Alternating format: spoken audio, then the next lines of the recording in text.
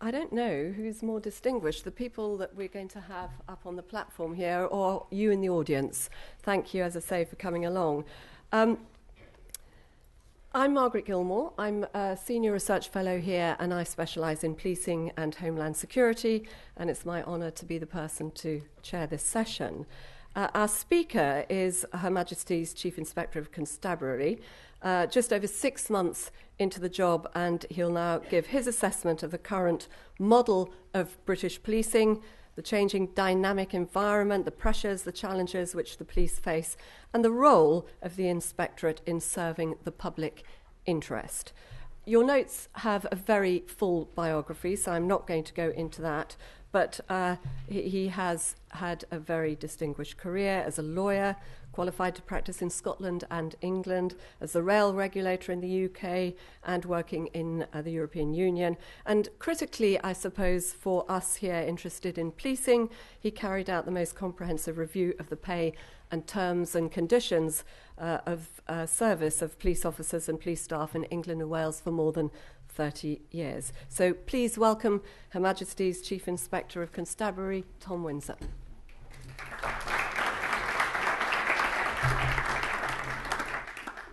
Thank you very much. Good morning, ladies and gentlemen, and thank you for your attention at this, my first major public speech since my appointment.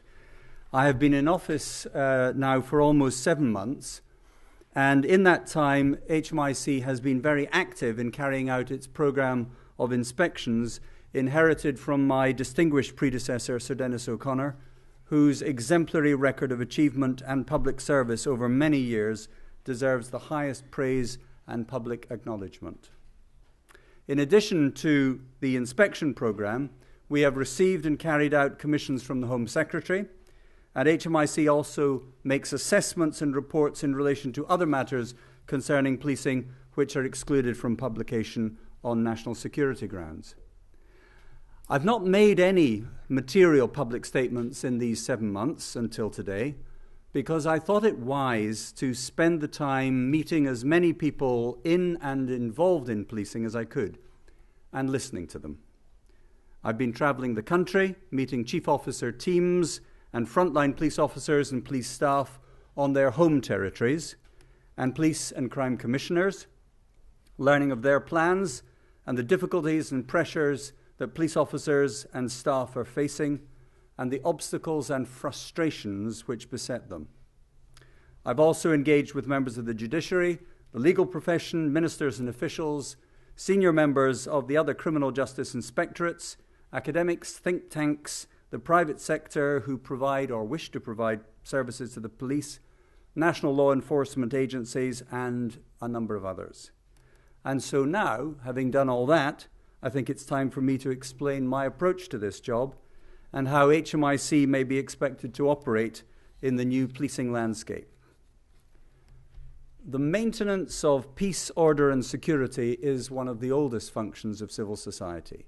The prevention of crime and the successful, timely and efficient apprehension and conviction of criminals, their humane treatment and effective rehabilitation are amongst the highest obligations of the state. The police and their partner law enforcement agencies, including the Serious Organised Crime Agency and the security services, together with the armed forces, are the most important instruments by which this objective of public safety is attained. And the lack of efficient and effective policing, visible and otherwise, would deny public safety. The police are therefore one of the most essential of our public services, and it follows that the resources of the police and the uses to which the police is put are of the highest importance. And those resources are predominantly the service's human capital. In most police forces in England and Wales, more than 80% of expenditure is on people. And it is therefore of the greatest importance that, especially at a time of considerable national financial restraint, the police service operates at the highest attainable levels of efficiency and effectiveness.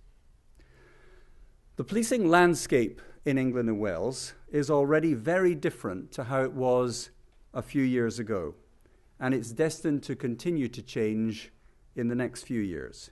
The most significant single change is the creation of police and crime commissioners, taking the place of police authorities as the principal local mechanism of accountability of the police to the public which they serve. That is a very significant alteration in the substance and the dynamics of that essential relationship. The National Policing Improvement Agency has been wound up, and the College of Policing will soon have its legislative birthright buttressed by a royal charter.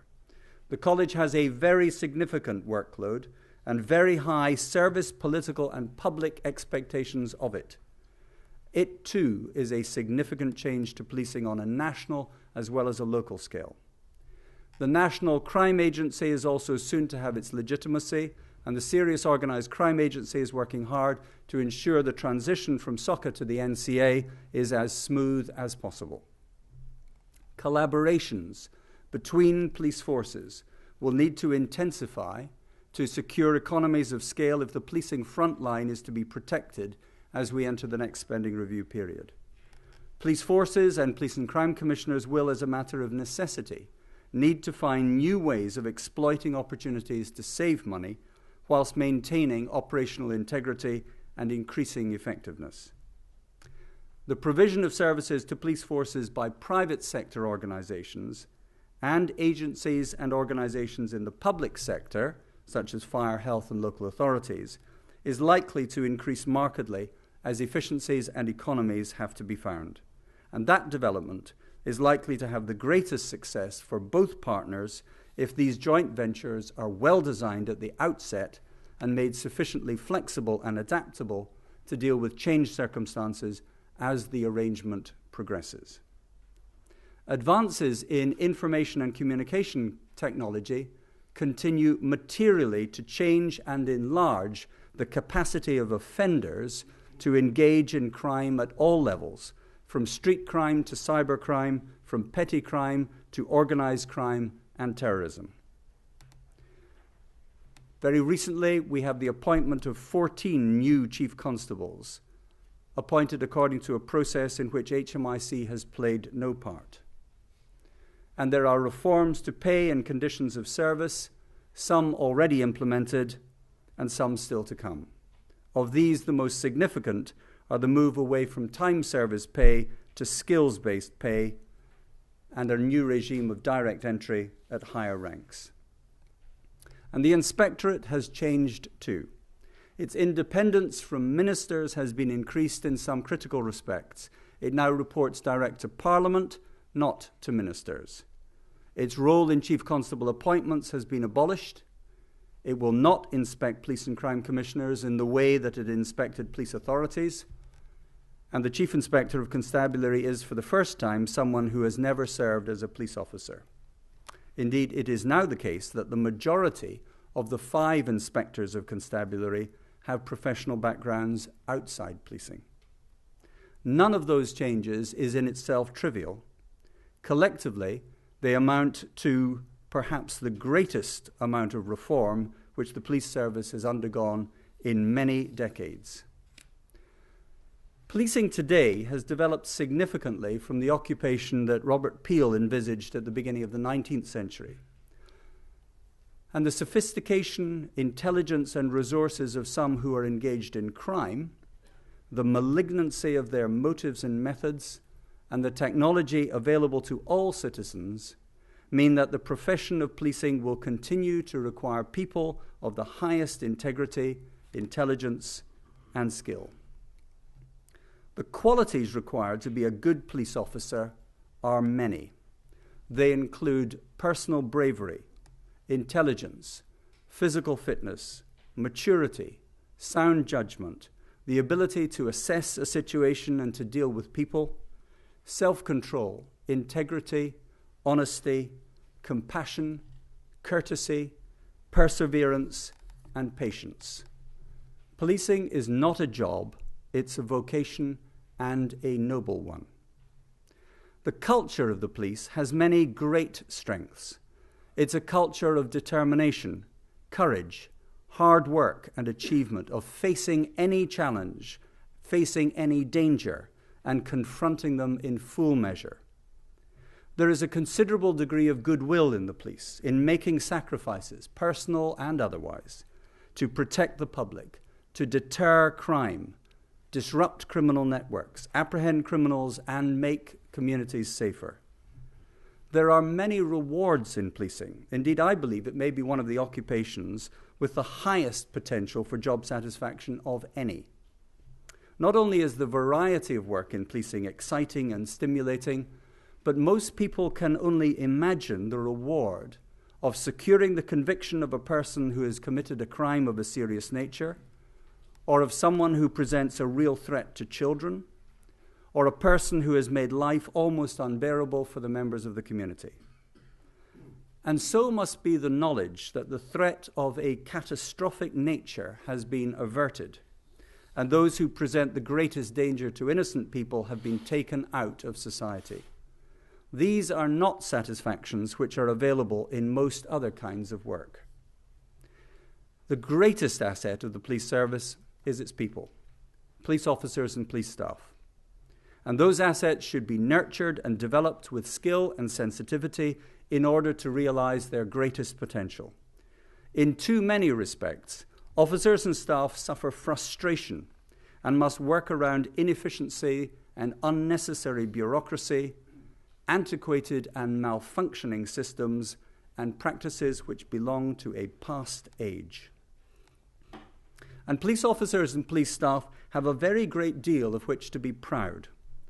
Too often their successes go unnoticed, or are not fully and properly understood or appreciated. I wonder if the citizens of the UK and the citizens of the world fully appreciate the enormous skill and professional dedication, expertise, and sheer hard work which was the policing of the 2012 Olympic and Paralympic Games, which was exemplary. And it must also be recognized that very much of policing is invisible, and yet that it provides safety and security to millions of citizens. The threat from serious organized crime, and in the fields of child sexual abuse and exploitation, and in working with other agencies to deal with repeat antisocial behavior, are but three of the areas where the public has little appreciation or knowledge of just what the police and other law enforcement agencies and professionals do and how well they do it. The police service is almost certainly unique in investing in its lowest ranking people the greatest amount of its executive power. And some material aspects of policing are unique. Police officers have the power to take away the liberty of the citizen, to use force, and to subject the citizen to search and detention. Police officers in civil society represent both the majesty and the threat of the state. They have a monopoly on the coercive power of the state. It is therefore essential that the infrastructure around the constable is designed and attuned to his and her needs so that they may discharge with the greatest efficiency and effectiveness the onerous duties which society has placed upon their shoulders. It's often said that the British model of policing is the best in the world, and that is probably because it is. In the United Kingdom, we have a precious system of policing by consent. There are 132,000 full-time police officers, 19,000 special constables, and a further 80,000 police staff responsible for the safety and preservation of order in a population in England and Wales of over 50 million. It's not a militaristic model where the police are the coercive arm of the executive government. It is fundamentally different. It is a civilian police service. Police officers are civilians in uniform, possessing and discharging powers given to them freely by the consent of the communities which they serve. Police officers are not employees. They are Crown servants, accountable to the law and not to the political leadership of the country. In establishing the principles of policing in 1829, Home Secretary Sir Robert Peel said that the ability of the police to perform the duties imposed upon them is dependent upon the public approval of police actions. and the police must secure the willing cooperation of the public in voluntary observation of the law. He said that the police seek and preserve public favour not by catering to public opinion, but by constantly demonstrating absolute impartial service to the law. He said that the police at all times should maintain a relationship with the public that gives reality to the historic tradition that the police are the public and the public are the police. In that, he drew upon the historic tradition of the obligation of every member of the community to suppress crime and detect and apprehend offenders. Those obligations come from the centuries long before we had police officers, where every citizen had to answer the call of hue and cry, and citizens took it in turn to keep watch at night for the safety of their communities. These principles are as valid and applicable today as they were 184 years ago, and they should never be forgotten. It is in that respect, fundamental as it is, that it is necessary, not only desirable, that citizens should rediscover and discharge their common obligations to cooperate with the police and with one another in the prevention and detection of crime. That requires the police to have the trust and confidence of the communities which they serve, so that people will give them information and assistance which can be used to keep the whole community safe. We should never forget that the primary purpose of the police is the prevention of crime and disorder, and as Sir Robert Peel said, the test of police efficiency is the absence of crime and disorder, not the visible evidence of police action in dealing with it. Virtually all of the costs of the criminal justice system are incurred downstream of the commission of an offence. Prevention is far better than cure. It is therefore extremely important that the first obligation of the police in preventing crime is given the attention and the resources required. It should also be acknowledged that crime prevention is not the sole obligation of the police. As I've said, it is the obligation of every citizen. And that includes other agencies and other emanations of communities and of the state. Parents and families, as well as schools and other educational institutions, must instill in children a strong appreciation of right and wrong, and the reality, instincts and inclinations, the motivation and the means to behave as responsible, law-abiding citizens, and not to be drawn into disorder, crime, or the circumstances which create and intensify the conditions in which crime is the easiest and most attractive available option. Prevention is also the obligation of health professionals, particularly in the field of mental health, where undiagnosed or untreated illness can, as we know, lead to the commission of serious violent crime. And the other parts of the criminal justice system, namely the Crown Prosecution Service, the judiciary, the prison service and probation, have material parts to play in ensuring that offenders are prosecuted, receive appropriate sentences which meet the combined purposes of punishment, public protection and rehabilitation, and that the probabilities of reoffending are kept to the irreducible minimum. The criminal justice system should operate as a single system, with properly designed and efficiently operating interfaces. In too many respects, this is still not the case. And the quality of interaction and cooperation between the wider public and protective services, including social services, health and education, needs to be improved, with each service fully and properly discharging its responsibilities rather than abdicating duty in favour of the one public service which will never say no.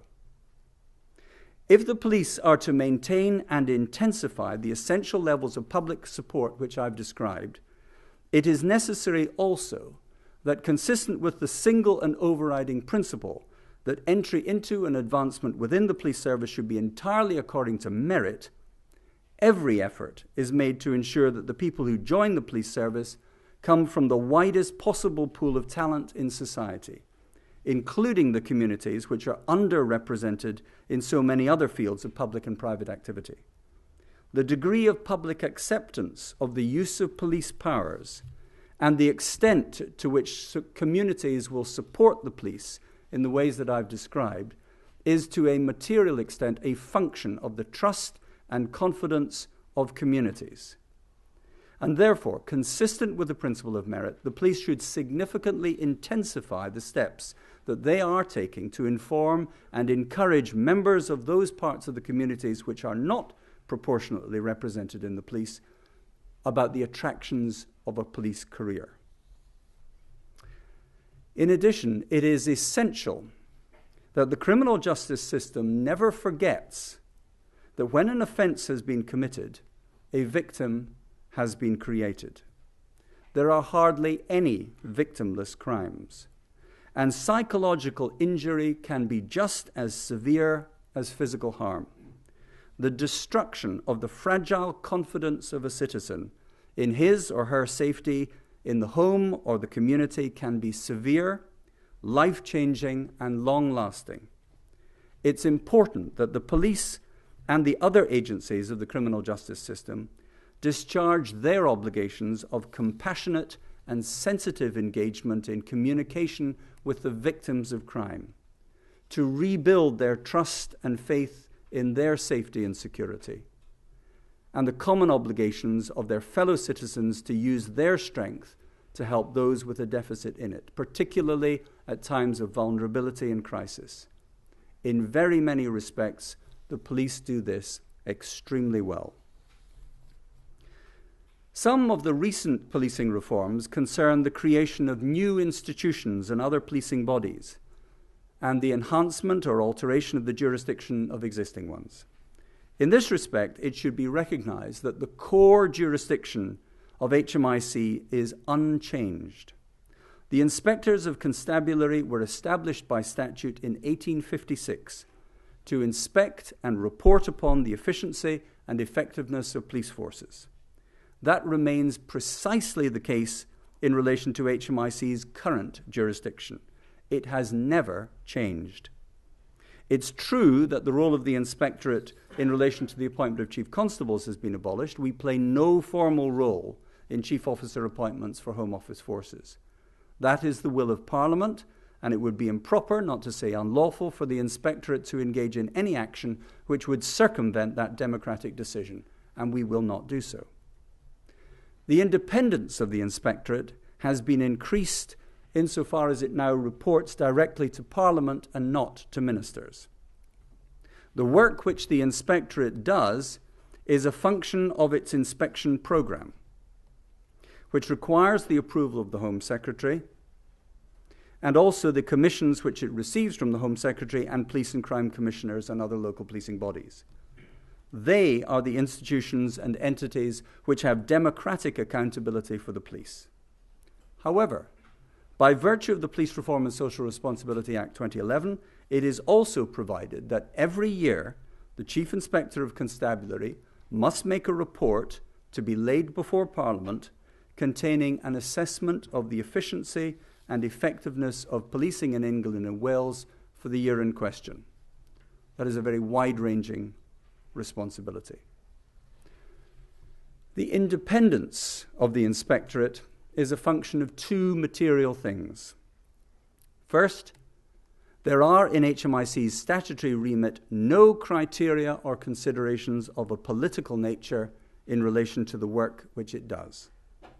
And second, the statutory scheme confers no right on a minister or police and crime commissioner to control the judgment of the Inspectorate or the contents of any report.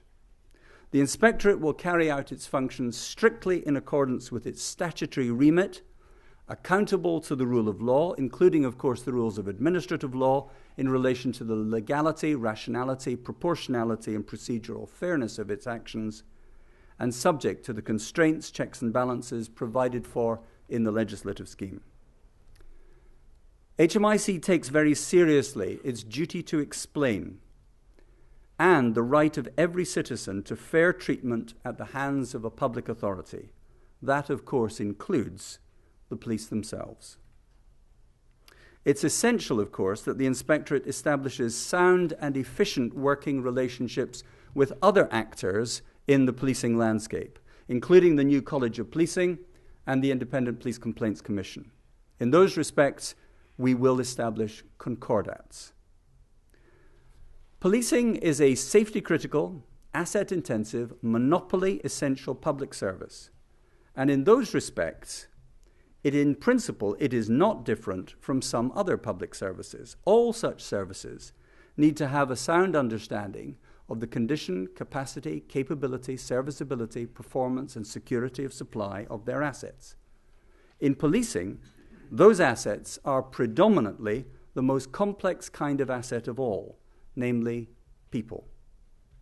It's also important to recognize that in the case of policing, an appreciable proportion of the environment in which those assets are required to operate is hostile and determined to frustrate their purpose. The police deal with dishonesty on an industrial scale, and also with human frailty and weakness. Given all that, it is especially important that police officers are nurtured, protected, and developed with sensitivity, skill, and efficiency so as to realize their greatest potential, which is in their selfless commitment and dedication to public service. The quality with which these things are done are central to the purpose of the Inspectorate. It's important also to recognize that there are material differences between an Inspectorate and a regulator.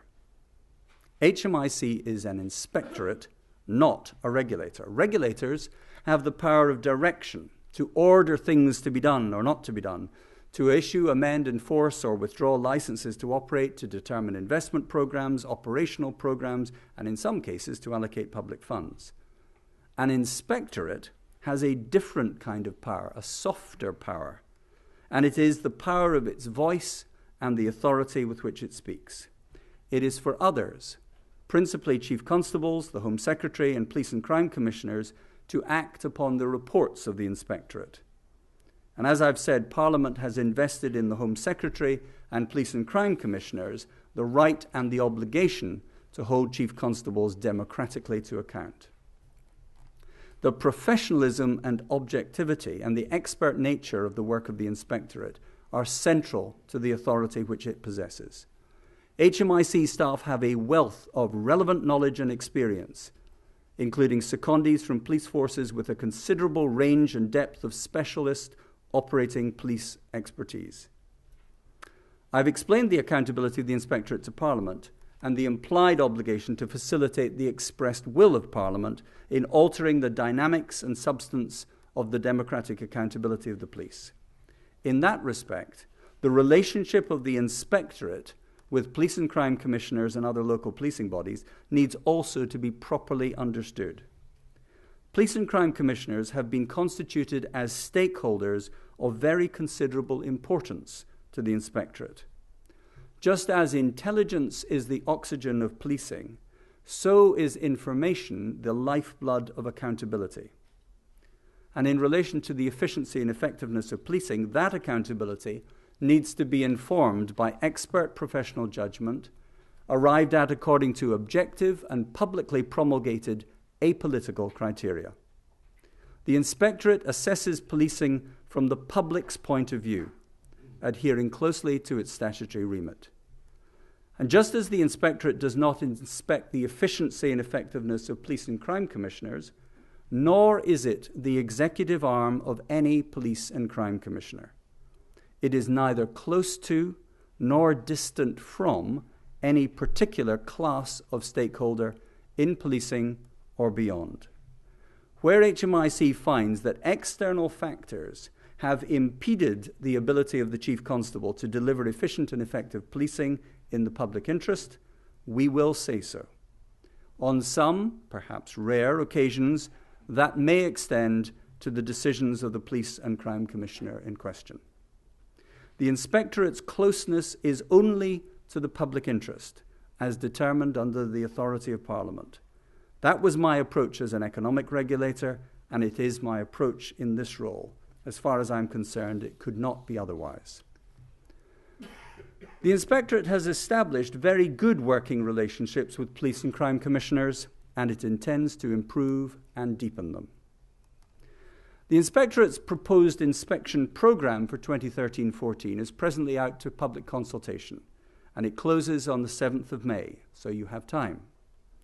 It sets out the work which HMIC proposes to do, and in addition to a country-wide assessment of the efficiency and effectiveness of police forces in the Valuing the Police programme, it includes inspections in relation to preventative policing, examining how police forces prevent crime rather than react to it, and how well officers are trained in preventative techniques.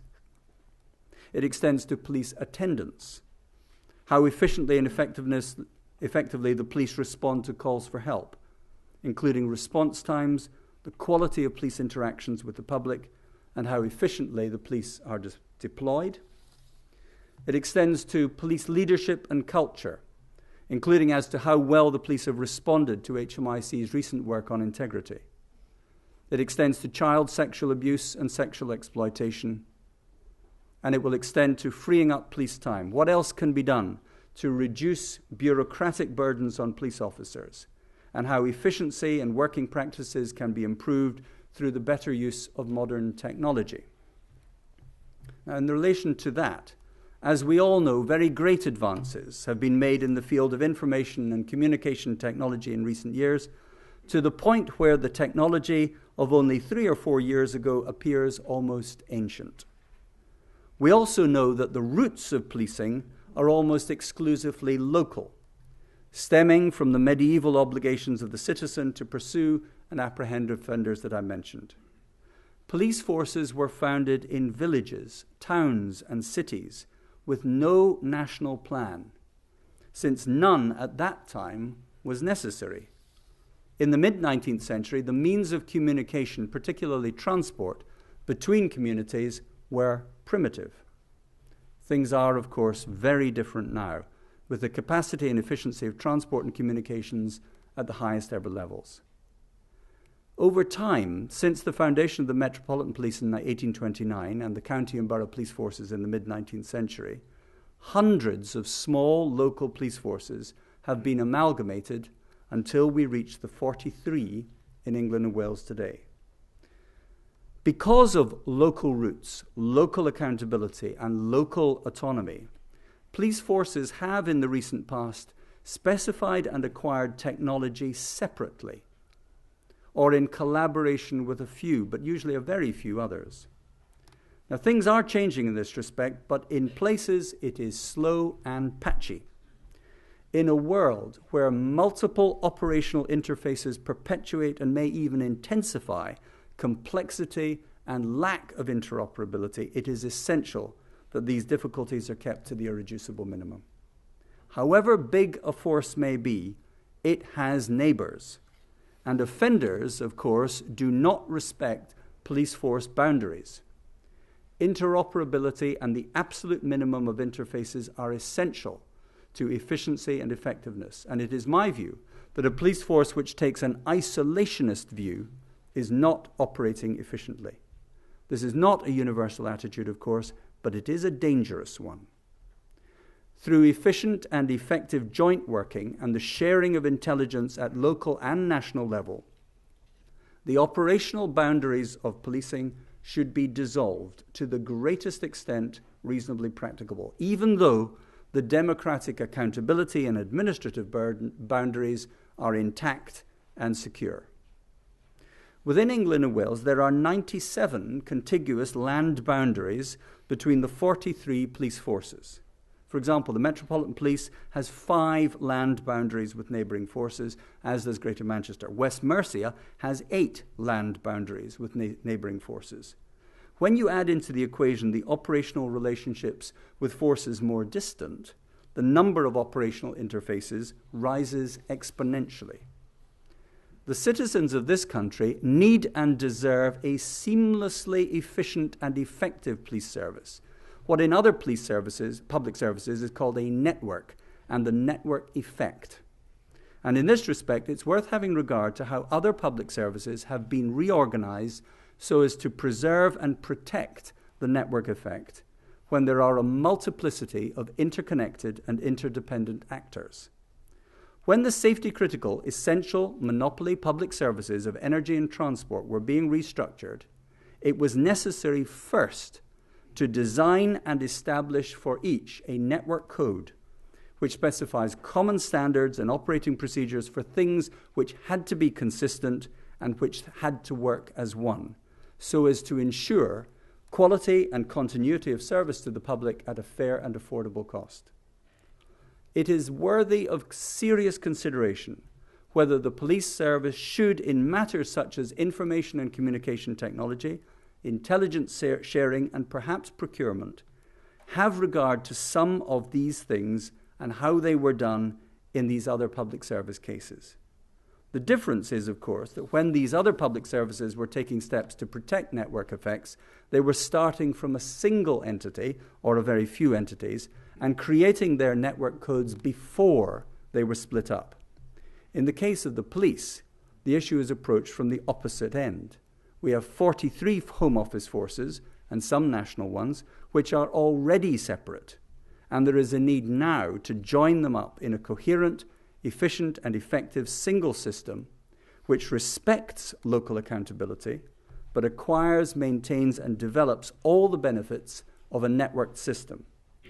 The principles are the same, and the techniques of other public services in this respect may well be adaptable in the case of the police. In too many respects, the technology which police officers have to work with is, in my view, quite far behind where it could be. On one recent force visit, I spent time, as I always try to do, with frontline officers, asking them what frustrates them, what gets in the way of their doing the job which they signed up to do. And the frustrations come pouring out. The second highest is usually technology and how primitive it is, how far behind it is when compared with what smartphones and other mobile devices can do. On one visit, a constable handed me the PDA, the Personal Digital Assistant device, which he had been given 2 years ago, since when half of its functionality had been removed because it wouldn't work. I had not seen one of these things in 10 years. It was next to useless. This too must change. Police officers at the front line deserve much better. I therefore welcome the work which is being done at regional and national levels, led by the College of Policing, to extinguish these difficulties and obstacles to efficiency. The police are taking this seriously, but the advancements and improvements which have so far been made, particularly in relation to the Police National Database, need to be intensified and accelerated. The Inspectorate is already examining how far police forces are alive to the capacity and capability of technology and what they're doing with it. And if they're not exploiting it to the greatest extent reasonably practicable, we will be asking why not, and we will be making judgments accordingly. That work will feed into the inspection program for 2013-14. And so in summary, HMIC's focus is on the public interest, and we look at policing from the point of view of the public which police serve. That is our statutory remit, and we will honour it. The prevention of crime is the primary purpose of policing, and that purpose should never be forgotten or diluted. HMIC's independence, so recently enhanced by Parliament, is central to its objectivity, professionalism, and the confidence with which its voice will be heard. We take very seriously the duty to explain and the right of every citizen to be treated fairly. Our inspection programme is out to public consultation, ending on the 7th of May, and covers areas such as preventive policing, police attendance, police leadership, and the culture and improvement of the efficiency of working practices of the police, including through the use of improved technology. We wish to hear from the public whether these are the things we should be looking at in the current year. And technology is one of the principal areas in which the efficiency of the police can be improved, and its current fragmented state must be improved markedly and urgently. So in conclusion, it is the role of HMIC to examine, assess and report on all aspects of policing in terms of their efficiency and effectiveness. Through inspections, professionally and fairly executed, we will use the powers given to us by Parliament to enable and facilitate the work of police forces in the prevention of crime and antisocial behaviour to the greatest extent reasonably practicable, and in disrupting, pursuing and apprehending offenders so as to restore both the perception and the reality of the safety of citizens in their homes and communities. HMIC is about using its jurisdiction in the cause of improving policing. That is the measure of our success, and it is one to which I, my fellow inspectors of constabulary, and everyone who works in HMIC are privileged to be committed. Thank you for your attention.